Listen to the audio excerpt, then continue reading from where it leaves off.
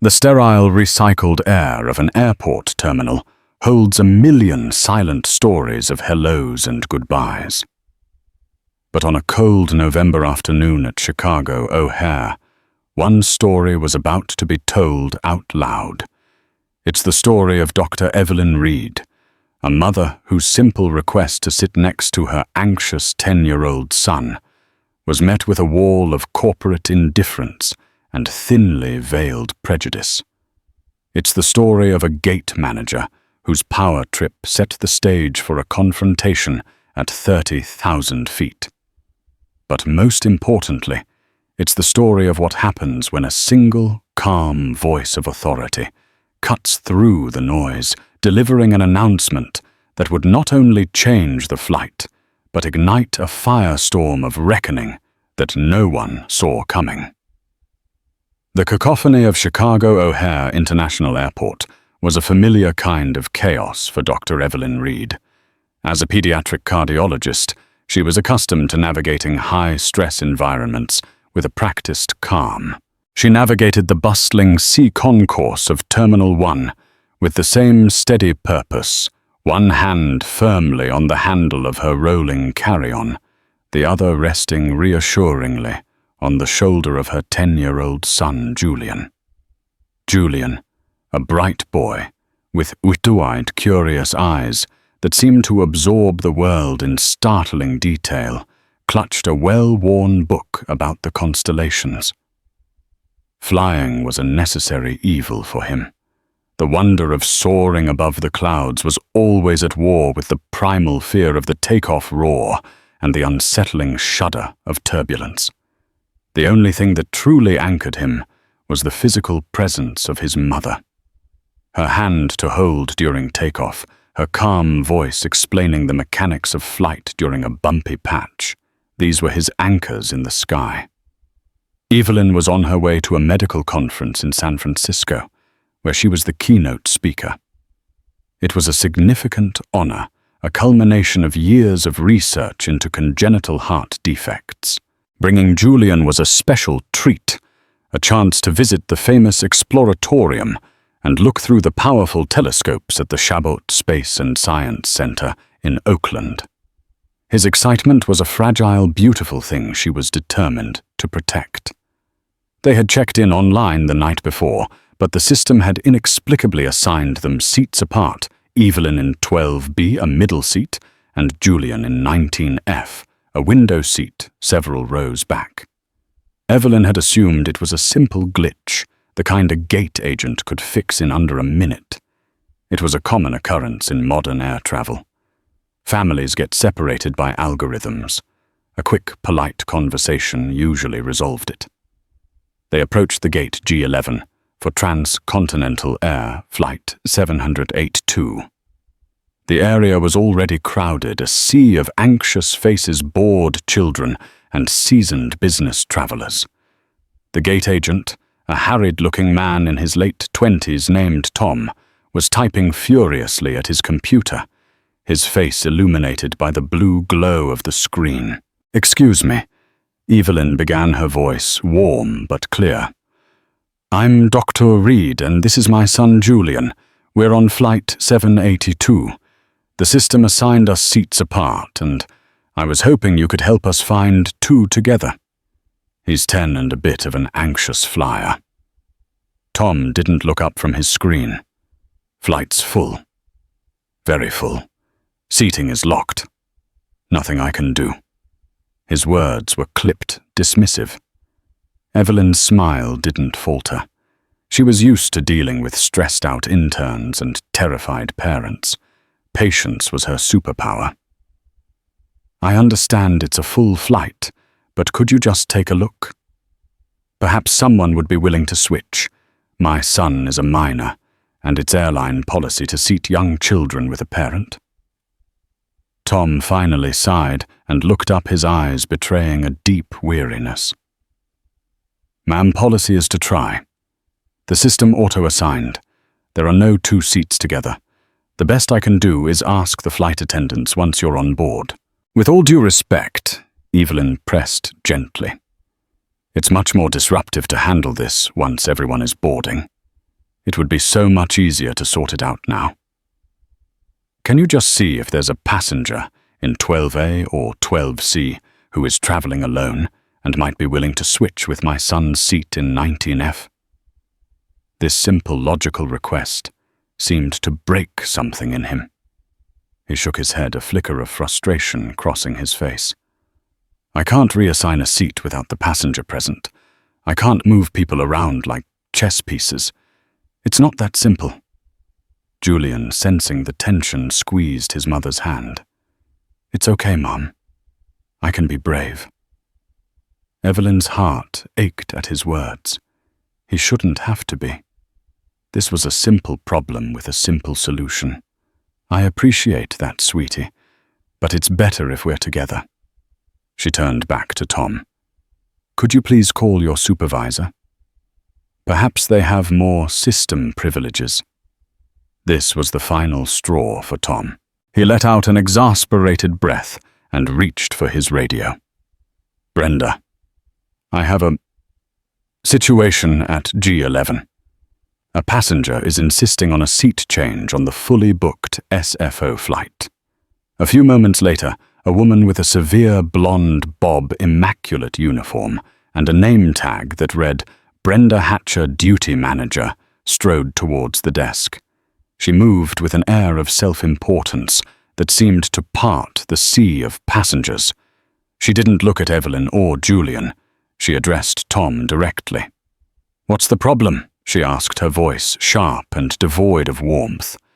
Tom gestured vaguely towards Evelyn.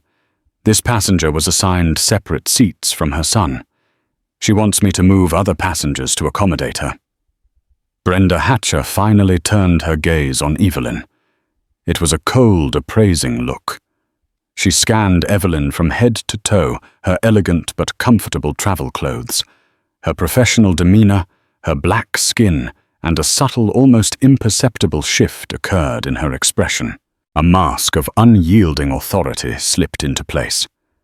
Ma'am Brenda began, her tone laced with condescension. The gate agent has already informed you that the flight is full. Seat assignments were finalized 24 hours ago. We cannot rearrange the entire cabin because you failed to select seats in advance. I did select seats in advance, Evelyn stated calmly, holding Brenda's gaze. We selected 2 seats together. Your system reassigned them without notice. It was likely an equipment change, but the result is that my 10-year-old child is now seated alone. I'm simply asking for the standard assistance provided to families in this situation. Brenda's lips tightened into a thin line. The standard assistance is to ask for volunteers on board. We are not bumping a paid passenger from their assigned seat for you. It's not fair to them. The implication hung in the air that Evelyn's request was unreasonable, that she was asking for special treatment, that she was somehow trying to cheat the system. The quiet efficiency of the boarding area had now been punctured by this small pocket of conflict. Other passengers were beginning to look over, their curiosity piqued.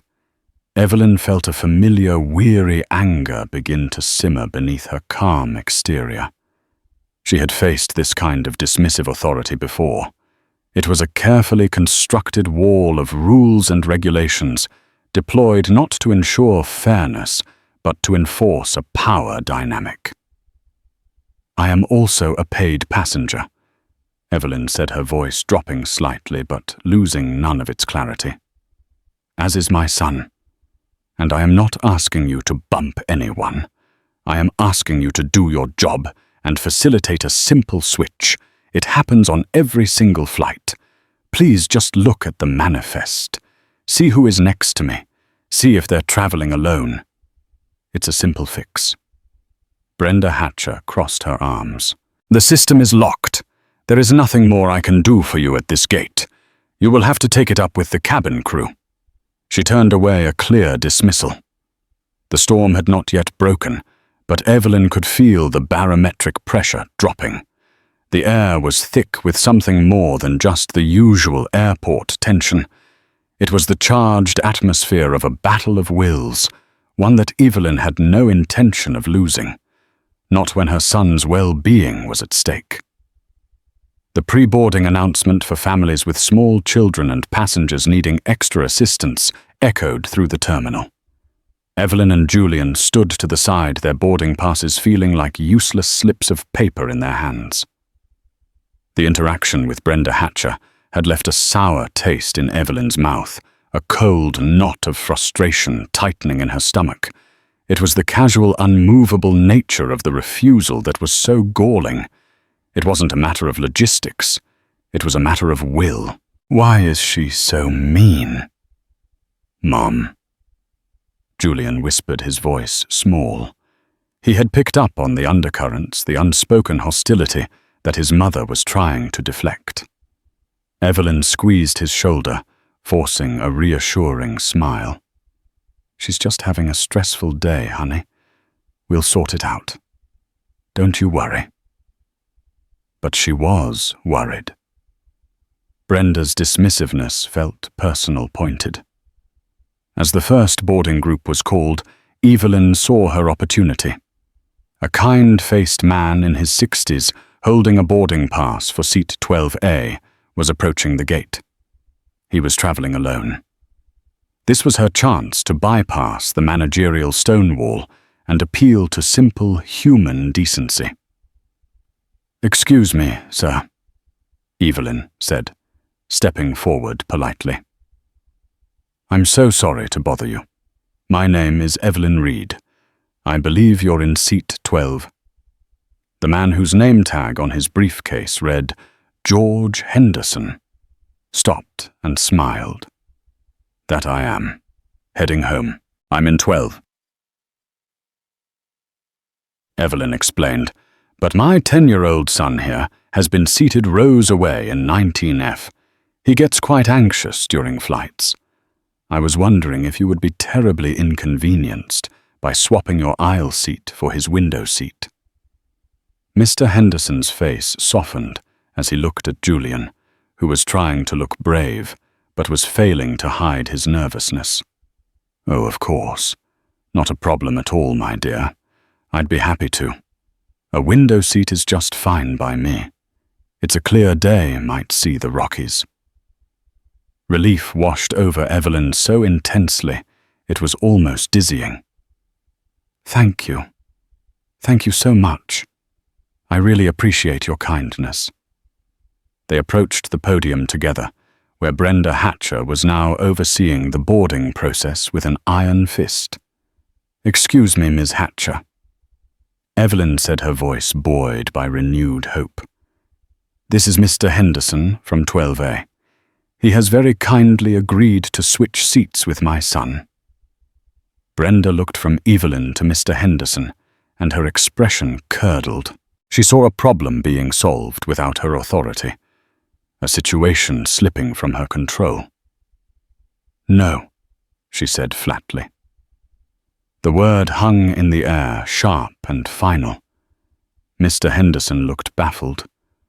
"I'm sorry, what I'm happy to move. It's no trouble." Brenda turned her steely gaze on him. "Sir, with all due respect, you cannot voluntarily switch seats before boarding. It messes up the weight and balance calculations and the passenger manifest for security. All passengers must board and sit in their assigned seats. Any changes must be handled by the flight crew after the cabin door is closed and the aircraft is balanced." It was a masterful use of jargon designed to sound official and non-negotiable. But Evelyn knew it was nonsense. A simple seat swap of two passengers of similar build on a Boeing 757 would have a negligible, if any, effect on weight and balance. And the manifest could be updated by the gate agent in seconds.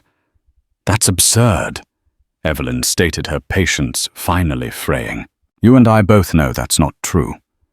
Gate agents facilitate these changes 100 times a day. This gentleman is agreeing to the swap right here in front of you. You can simply reissue the boarding passes." Brenda's eyes narrowed. She leaned forward slightly, lowering her voice into a menacingly sweet tone. "Are you questioning my authority on FAA regulations, ma'am? I am the manager on duty. My priority is the safety and security of this flight. Your personal seating preference does not supersede federal protocol." She was weaponizing policy.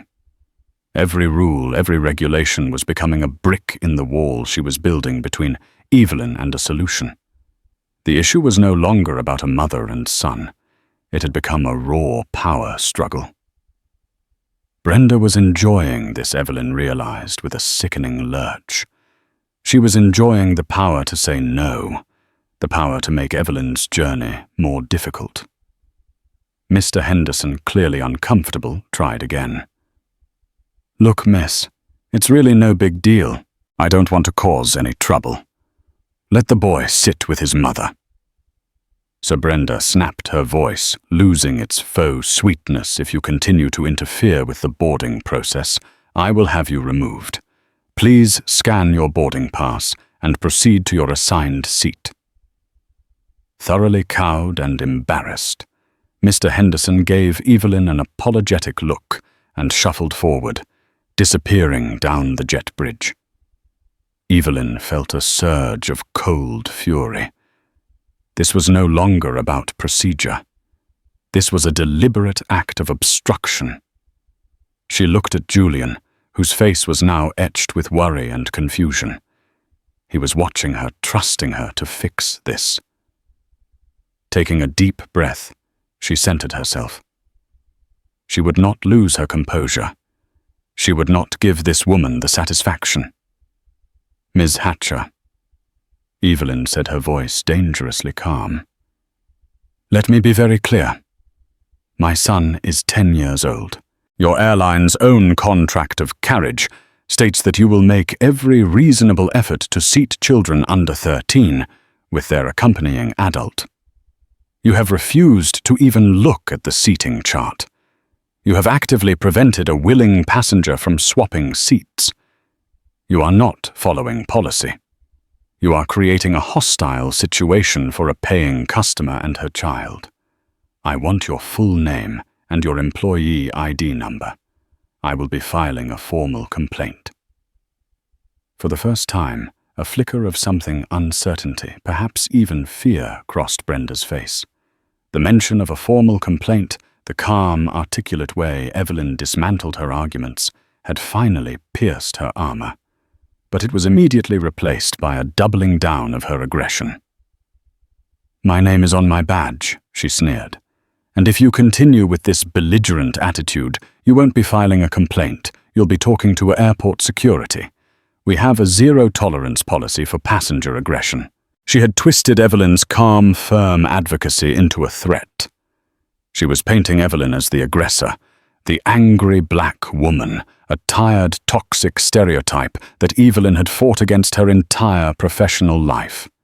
It was a low, calculated blow designed to silence and intimidate. The line of passengers behind them was growing, the murmur of their conversations a backdrop to this tense drama. Evelyn was aware of their eyes on her son. The humiliation was a physical weight. She was a respected doctor, a keynote speaker, a loving mother. And here in this public space, she was being reduced to a problem, a nuisance, an aggressive passenger by a woman in a polyester suit. The wall Brenda had built felt insurmountable, but Evelyn knew she couldn't back down. Not for her own pride, but for the bewildered little boy holding her hand who was learning a very ugly lesson about the world. The final boarding call for Flight 782 blared over the speakers, a jarring sound that amplified Evelyn's sense of urgency. Nearly every other passenger had filed down the jet bridge. It was just them, Brenda Hatcher, and the junior gate agent, Tom, who now looked as if he wished the floor would swallow him whole. Evelyn and Julian stood isolated in the now empty seating area, a spotlight of public scrutiny shining on them. Brenda stood at the podium, arms crossed, a silent sentinel of obstruction. She was waiting for Evelyn to concede, to accept the unacceptable seating and board the plane in defeat. "Mom, are we not going to San Francisco?" Julian asked, his voice trembling. The initial excitement of the trip had completely evaporated, replaced by the raw anxiety of the conflict he was witnessing. "We are going, sweetie." "I promise." Evelyn whispered her resolve, hardening into something akin to diamond. She would not be broken by this. She walked back to the podium, placing her and Julian's boarding passes on the counter. She looked directly into Brenda's eyes. "Ms. Hatcher, you have left me with no other option. We will not be boarding this aircraft until we are provided with 2 seats together. You can rebook us on the next flight, or you can find a solution on this one. But my 10-year-old child will not be flying alone, surrounded by strangers. It is a matter of safety, and I will not compromise on it." It was an ultimatum, and Evelyn knew the risks. Brenda could call security. They could be banned from the airline. But the principle of the matter had become a mountain she was willing to die on. Brenda let out a short, incredulous laugh. "You are refusing to board. Is that what you're telling me?" She picked up her radio. "Dispatch, this is Duty Manager Hatcher at G11. We have 2 passengers refusing to board Flight 782. We may need to pull their luggage. Stand by." The threat was clear: comply or be left behind. Your vacation ruined your plans in tatters. From her seat in the back of the nearly full aircraft, a young woman named Isabella Rossi watched the drama unfold at the end of the jet bridge. A travel vlogger with a modest but growing online following, Isabella had her phone in her hand, initially just to text her family. But when she saw the mother and son standing alone and the manager's rigid, aggressive posture, she instinctively hit record. She zoomed in, capturing the tense exchange, the mother's desperate but dignified plea, and the manager's cold refusal. She didn't know the details, but she knew injustice when she saw it. On board the plane, the flight attendants were starting to get anxious. The cabin was secure, but the door was still open, and the jet bridge was still attached. Chloe, a senior flight attendant, with a warm, empathetic demeanor, walked to the front of the plane and peered out. She saw Brenda in a standoff with a passenger and her young son. Chloe had seen Brenda in action before. She knew her reputation for being inflexible and power-hungry. Chloe stepped onto the jet bridge. "Brenda." "What's going on?" "Captain's asking for the final paperwork. We're going to miss our takeoff slot." Brenda didn't even look at her. Her focus was entirely on Evelyn. "We have a passenger who is refusing to take her assigned seat and is holding up the entire flight. Let me talk to her." Chloe offered her training in de-escalation kicking in. She approached Evelyn with a soft smile. "Hi there, I'm Chloe. I'm the lead flight attendant. Can you tell me what the problem is?" Evelyn quickly and calmly explained the situation, the system's error, the son's anxiety, the willing passenger who was forbidden from swapping, and Brenda's absolute refusal to offer any assistance. Chloe's expression filled with sympathy and understanding. "Oh goodness, that's a simple fix. Let me just see what I can do on my tablet." She started tapping at the screen, looking at the cabin layout. "Okay, I see the issue. But look, we have 2 passengers in row 22 who are traveling together but were also separated. I'm sure I can talk to them and Mr. Henderson. We can do a 3-way swap. It's not a problem at all. We do this all the time." It was the solution Evelyn had been asking for, a simple application of common sense and customer service. But before Chloe could take another step, Brenda intervened, her voice like ice. "Chloe, you will do no such thing. This is a gate issue, not an in-flight issue. I am the manager in charge of this departure, and I have made my decision. The passenger manifest is locked. I will not have you undermining my authority." Chloe was stunned into silence. A gate manager pulling rank on a lead flight attendant over a customer service issue was a serious breach of professional courtesy. Brenda was making this personal. "Brenda, for goodness sake," Chloe pleaded in a hushed tone. "It's a 10-year-old boy. Let's just solve the problem and get the plane out." "The problem," Brenda said, her voice rising now, directed squarely at Evelyn again, "is that some people think the rules don't apply to them. They think they can just demand things and disrupt everything for everyone else."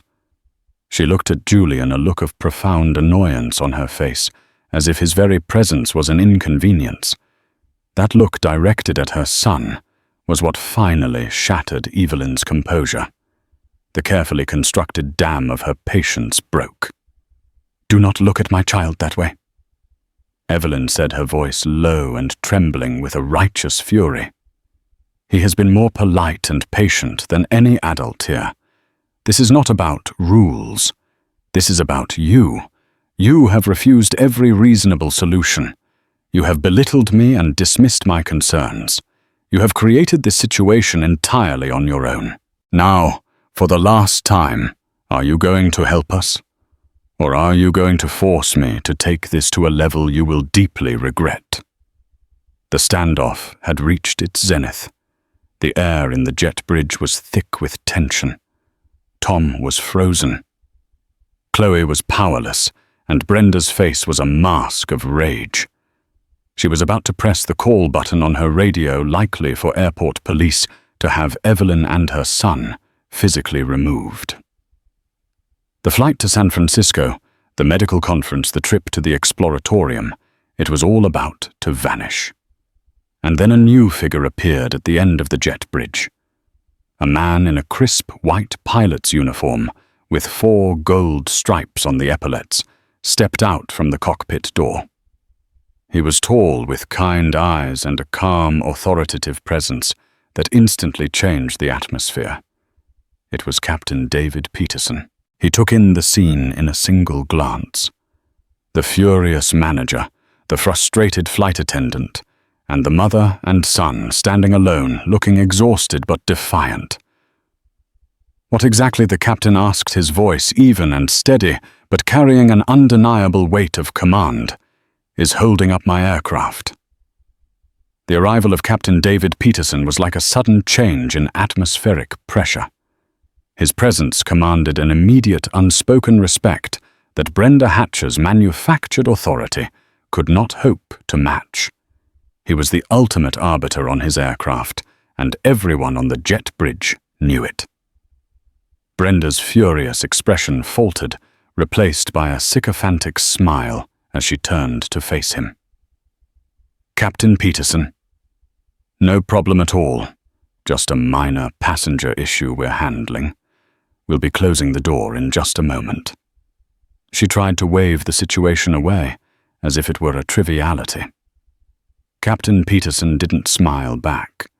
His gaze shifted from Brenda to Evelyn and Julian. He had a knack for reading people, a skill honed over 30 years of flying, first in the Air Force and then for commercial airlines. He saw the defiant fear in Evelyn's eyes and the genuine distress on her son's face. This was not a minor issue. "I'll be the judge of that," he said calmly.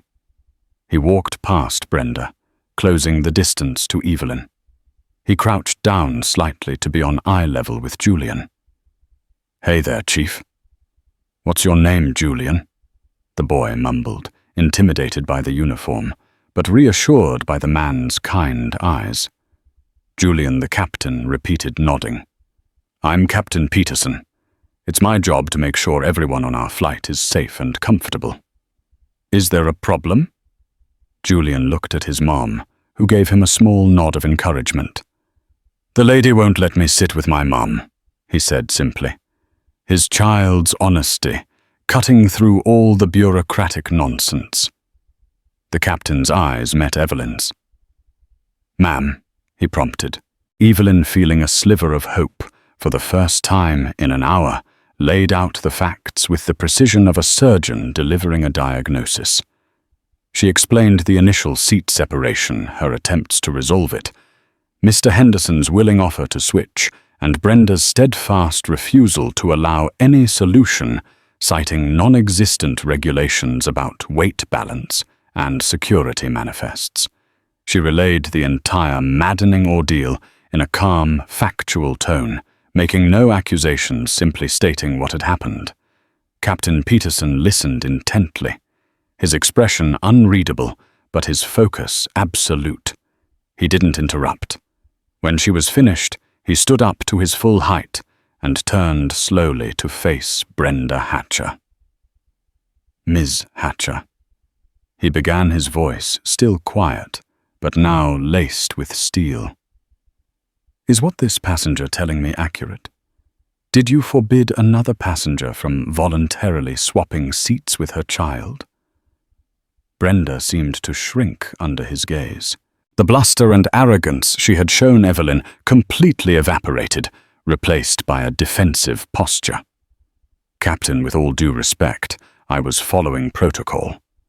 The manifest was locked. It's a full flight. I am responsible for a safe and orderly departure. You are Captain Peterson. Cut her off, his voice sharp.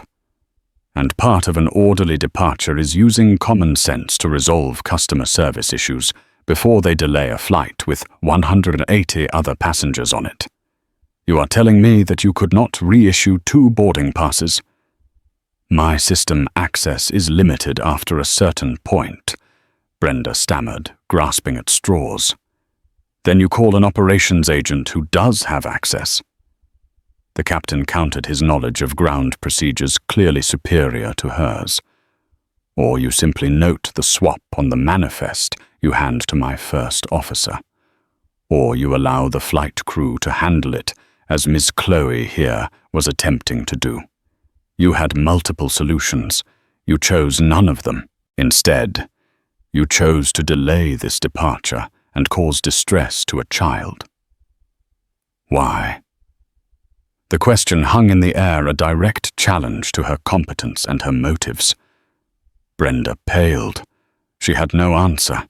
Her entire wall of policy had been dismantled brick by someone whose authority she could not question. I was concerned about fairness to the other passengers, she finally managed, her voice weak. Captain Peterson shook his head in disbelief. Fairness. You think it's fair to separate a 10-year-old from his mother on a 5-hour flight? You think it's fair to refuse a simple, kind gesture from another passenger? That's not your definition of fairness, Ms. Hatcher.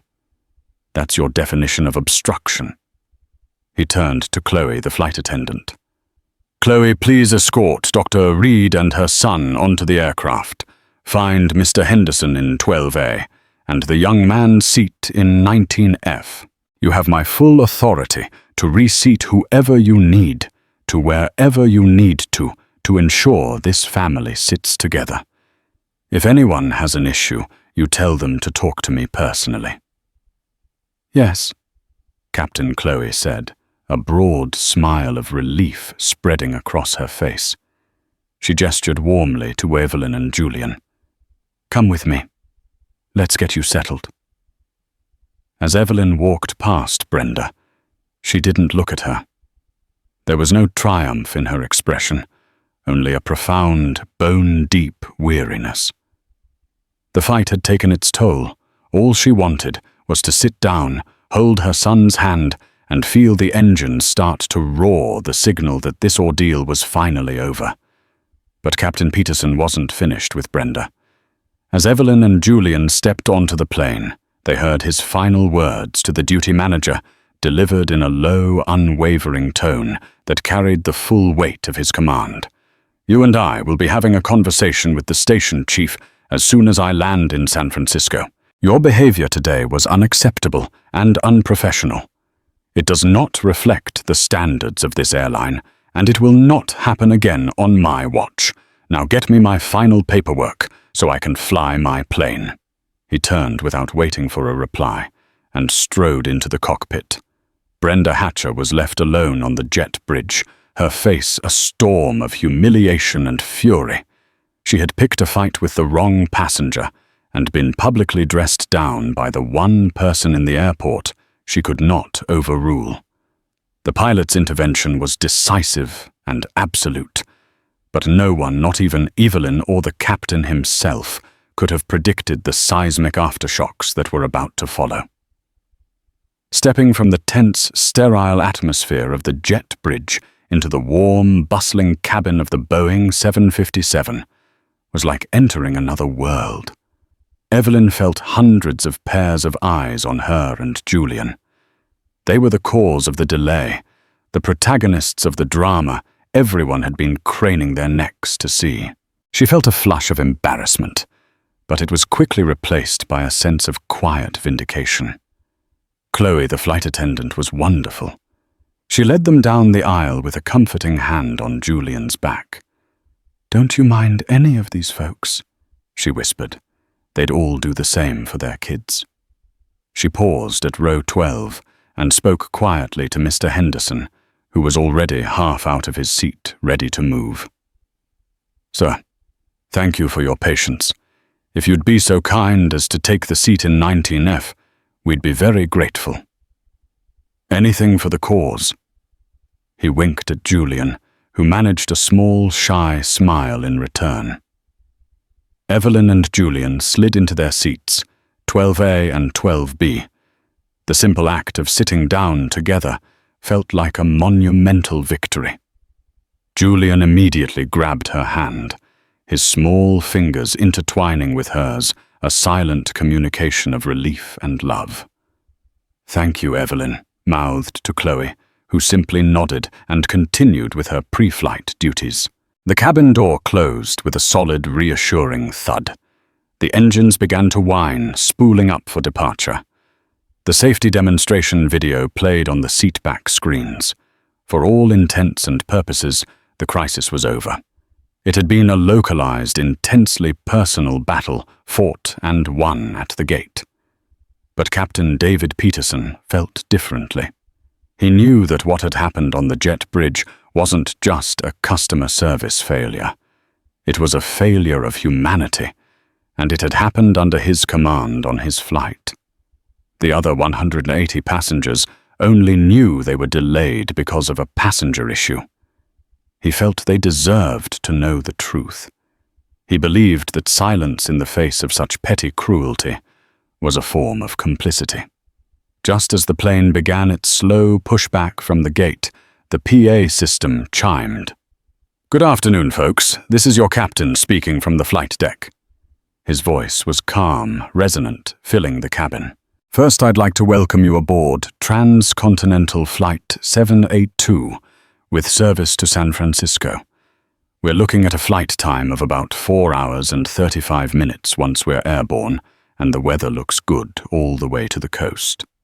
He paused. This was the standard friendly greeting passengers expected. What came next was not. "Secondly, I want to sincerely apologize for the delay in our departure this afternoon. I know your time is valuable, and we failed to meet our on-time promise today. I feel it's important for you to understand why." A hush fell over the cabin. Passengers looked up from their books and phones. This was highly unusual. Our departure was held up due to a seating issue involving a mother and her 10-year-old son. The captain continued, his voice steady and deliberate. "And I want to be very clear about what happened. This was not the fault of the passengers. It was the result of a failure at our gate to show basic decency and common sense." Evelyn's eyes widened. She looked around the cabin. Everyone was listening, captivated. "This airline," the captain's voice grew stronger, filled with a conviction that resonated through the speakers, "has a contract with every one of you. It's not just about getting you from point A to point B. It's about doing so with respect, with dignity, and with compassion." Today, at our gate, one of our managers chose to enforce a rigid interpretation of policy over the simple human need of a child to feel safe with his parent. She actively prevented another passenger's kind offer to switch seats. She created a stressful and humiliating situation for a family for no good reason other than it seems to exert her own authority. In the back of the plane, Isabella Rossi, the vlogger, discreetly lifted her phone and started recording again, capturing the stunned faces of the passengers around her. The men and women. I have the privilege of flying with your flight attendants. Your first officers, the ground crew, are professionals dedicated to your safety and comfort. The behavior exhibited by that manager today does not represent who we are. It does not represent what Transcontinental Air stands for. On behalf of the airline, and as the captain of this aircraft, I want to publicly apologize to the mother and son who were treated so poorly. No passenger should ever have to fight that hard for a simple act of human kindness. He paused one last time, letting the weight of his words settle. We are all human beings first, and passengers and employees second. Sometimes it's important to be reminded of that. We'll make up some time in the air. Now sit back, relax, and we'll have you on the ground in California shortly. The PA system clicked off. For a moment there was absolute silence. Then a passenger in the row behind Evelyn started to clap. It was a slow, deliberate applause. Another passenger joined in, then another. Within seconds, the entire cabin erupted in a wave of spontaneous, heartfelt applause. It wasn't just for the captain. It was for Evelyn. It was for the principle of the thing. Passengers turned and smiled at her. A woman across the aisle gave her a thumbs up. The man in 12C, who had been silent until now, leaned over. "Good for you for standing your ground," he said. Tears welled in Evelyn's eyes. Tears of relief, of gratitude, of a profound sense of shared humanity. All the anger and humiliation she had felt melted away, replaced by the warmth of this unexpected solidarity. She looked at Julian, and he was beaming, his earlier fear completely gone. He understood. He had seen his mother fight for him, and he had just heard the most important person on the plane declare that she was right. The captain's announcement had transformed a private struggle into a public statement. It was no longer just about 2 seats.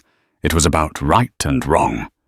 And in doing so, he had unknowingly armed a plane load of witnesses and lit the fuse on a viral firestorm that would soon bring Brenda Hatcher's world crashing down. By the time Flight 782 touched down smoothly at San Francisco International Airport, the digital world was already on fire. Isabella Rossi had wasted no time. During the flight, she had used the plane's Wi-Fi to edit her 2 pieces of footage, the tense standoff at the gate and the stunned cabin listening to the pilot's announcement. She packaged them into a compelling 2-minute video, gave it a simple, powerful title. Airline manager refuses to let black mother and son sit together. Pilot's announcement changes everything, and uploaded it to her social media channels with the hashtags Transcontinental Fail Flying, while Black and Captain Hero. The video's velocity was staggering. It was shared by a handful of her followers, then by their followers, and then it was picked up by a major travel blogger with millions of views. From there, it exploded. The juxtaposition of Brenda Hatcher's cold obstruction with Captain Peterson's impassioned moral clarity was potent. It was a perfectly packaged narrative of injustice and redemption. Before Evelyn and Julian had even collected their luggage, the video had 100,000 views. By the time they checked into their hotel, it was over 1 million, and climbing, with news outlets and media aggregators already ripping the footage and writing their own stories. The corporate headquarters of Transcontinental Air in Dallas, Texas, went into full-blown crisis mode.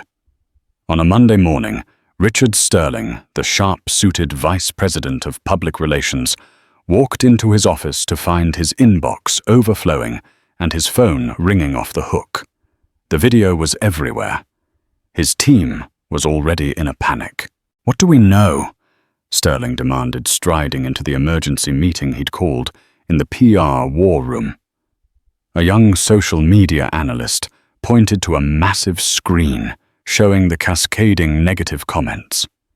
"It's bad, Richard. Really bad. The name Brenda Hatcher is trending. People have already found her LinkedIn profile. The narrative is set. Our employee is a racist who abuses her power, and our pilot is a hero who had to publicly shame her to get her to do the right thing." "And is that narrative accurate?" Sterling asked, his voice tight. An internal affairs liaison piped up. "We've pulled the preliminary report from the Chicago station chief. It corroborates the passenger's story. Captain Peterson formally logged a complaint against duty manager Hatcher for unprofessional conduct and delaying a flight without cause. According to his statement, she was deliberately obstructionist and created a hostile environment. Multiple employees, including the lead flight attendant, have already given statements supporting the captain's account." Sterling swore under his breath. This wasn't some ambiguous, he said, she said, situation. This was a slam dunk. The evidence was overwhelming, and it was playing out in front of millions of people online. "Where is Hatcher now?" he asked. "Placed on immediate unpaid administrative leave pending a full investigation," the liaison replied. "The union has already been notified." Sterling paced the room, his mind racing. They couldn't fight this. They had to get ahead of it. "Okay, here's the plan. First, find the passenger, Dr. Evelyn Reed. Get her on the phone. I want to apologize to her personally. Offer her a full refund travel vouchers for future flights, a sincere, heartfelt apology from the highest levels. No excuses. We own this completely." He pointed at another team member. "Second draft, a public statement. We praise Captain Peterson for his leadership and for embodying the true values of our company. We state that the manager's behavior is under investigation and that we have a zero-tolerance policy for this kind of conduct. We are not the company that manager portrayed us to be. We are the company that pilot works for. That's our message." "What about Brenda?" someone asked. Sterling's face was grim. "Her career with this airline is over. The investigation is a formality. You can't recover from something like this. She's a liability we can no longer afford." Meanwhile, in her San Francisco hotel room, Evelyn's phone was buzzing incessantly. News reporters were somehow finding her number. Friends and family from across the country were calling, having seen the video. It was disorienting. She had fought a private battle, but the world had tuned in for the public execution. She finally watched the video Isabella had posted. Seeing it from an outsider's perspective was jarring. She saw her own exhaustion, her forced calm, but she also saw her strength. She saw Brenda's sneering condescension in high definition. And then she heard the captain's voice fill the cabin again, and felt the same wave of gratitude wash over her. An hour later, her hotel phone rang. It was Richard Sterling from Transcontinental Air. He was profusely apologetic, his voice dripping with corporate contrition. He offered refunds vouchers and a promise that action would be taken. "Mr. Sterling," Evelyn said, cutting through his rehearsed speech. "I appreciate your call, but I don't want vouchers. I don't want free flights. What I want is an assurance that you will use this incident, which was deeply humiliating for me and distressing for my son, as a catalyst for real change. I want to know what you are going to do to ensure no other person, regardless of their race or background, is ever made to feel the way I was made to feel by your employee today. Her demand shifted the conversation from damage control to meaningful action. Sterling, momentarily taken aback, promised to implement new de-escalation and implicit bias training for all customer-facing employees. He offered to fly Evelyn to Dallas to consult with their training teams. Evelyn agreed. This was never about revenge or compensation. It was about making things better. The corporate reckoning was swift and decisive, driven by the undeniable power of a viral video. Brenda Hatcher was the clear villain, Captain Peterson the hero, and Evelyn the dignified victim. But as the dust settled, the story of the consequences, the true hard karma, was only just beginning to unfold. 1 week after the incident, Brenda Hatcher received a registered letter. It was her official termination from Transcontinental Air. The internal investigation had been swift and brutal. The statements from Chloe, Tom the gate agent, several passengers, and Captain Peterson's scathing report, combined with the viral video, left no room for defense. The union provided a lawyer, but even he advised her that her case was hopeless.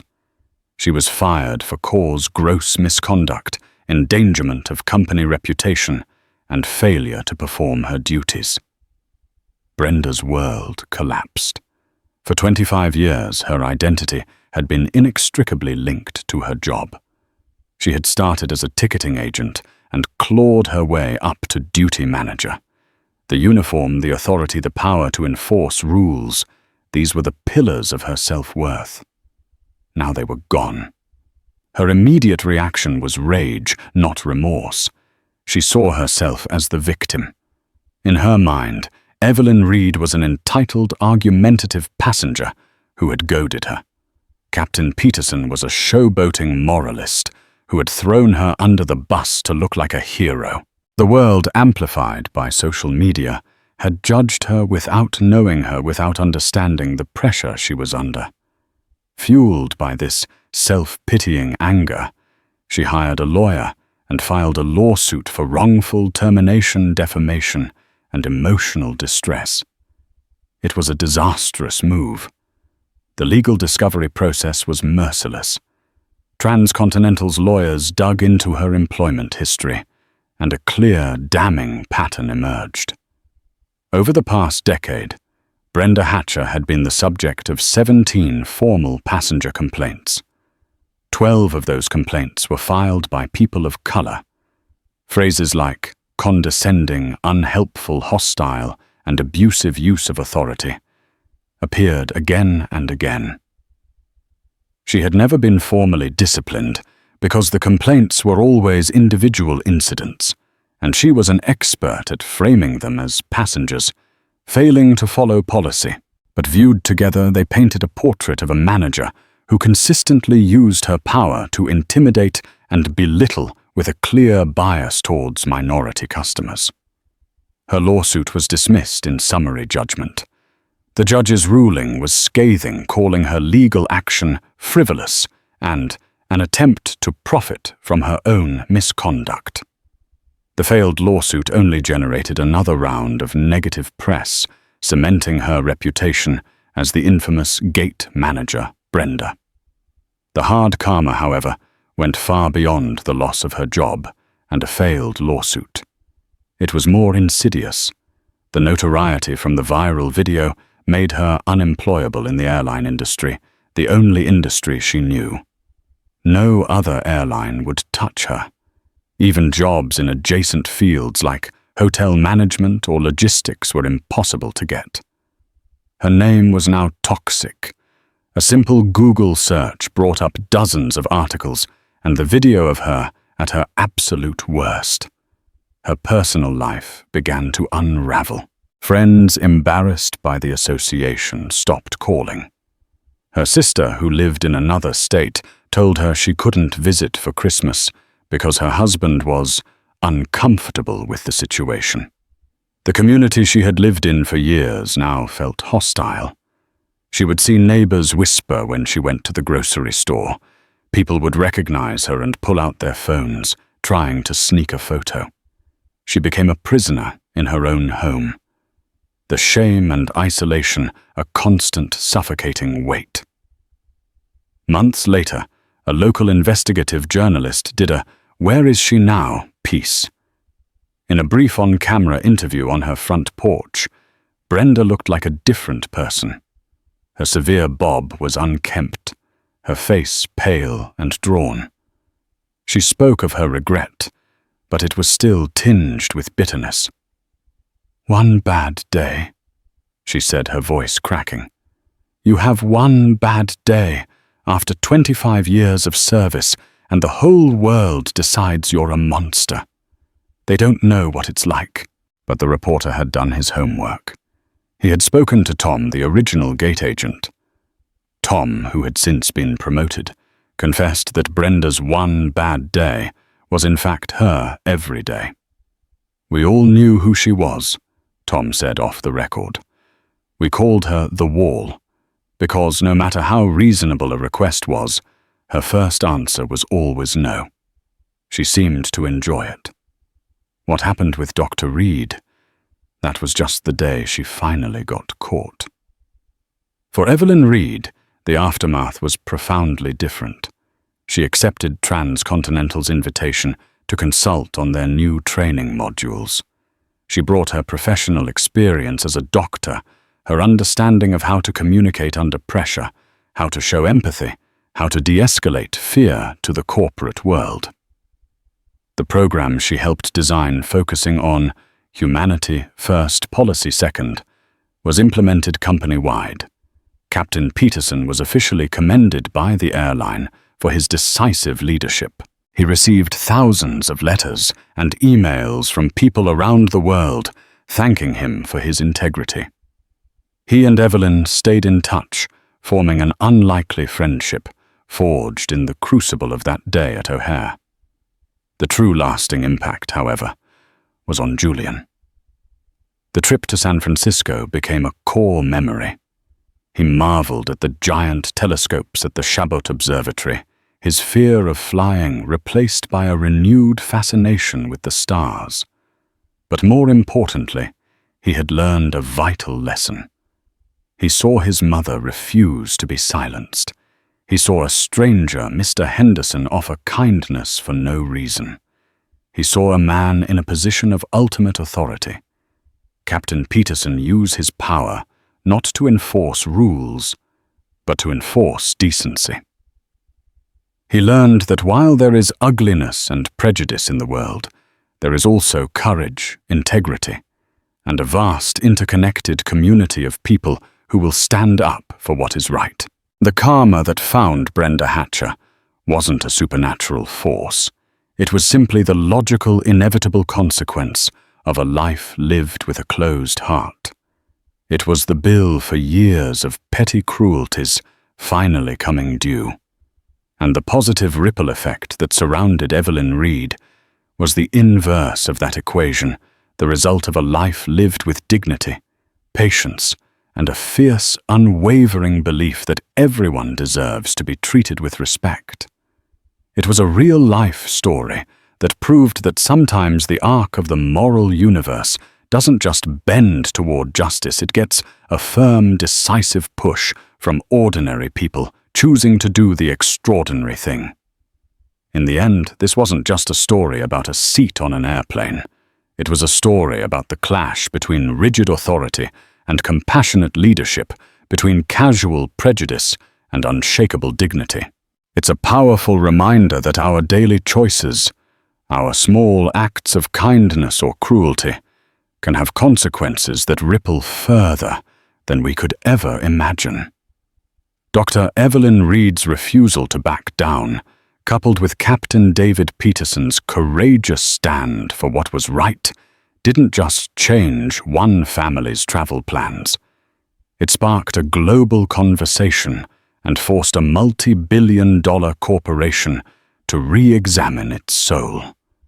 If this story moved you, please give this video a like and share it with your friends. These are the kinds of stories that need to be heard. And don't forget to subscribe and click the notification bell so you won't miss our next deep dive into real-life events where karma delivered its verdict. What did you think of the captain's announcement? Let us know in the comments below.